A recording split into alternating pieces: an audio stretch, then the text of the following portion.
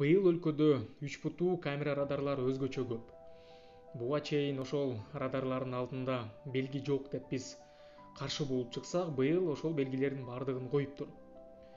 Негизи бул чаралар туура эле бир четинен. Чындыгында бизде жол кырсыгы аябай чоң көйгөй, чындыгында катуу айдагандар көп, ал себептен кырсыктар дагы көп. Бирок мен ушул көлгө бара жатып бир нерсени байкадым. Ошол белгилерден кийин 5 метр өтө элек жатып эле ошол радарларды коюп коюшуптур. Менин оюмча бул дагы туура эмес бир четинен. Балким алар ошол белгиден өткөндөн кийин ылдамдыкты ченебей, ошол белгиге чейин ары жакта келе жаткан машиналардын эле бузуп жатат деп сүрөттөр тартып жатат. Бул дагы туура эмес да, туурабы? Ошон үчүн буну дагы кимдир ошол 3 буттуу радарларды коюп жатышса, ошолорду дагы тартипке талап кылыш керек.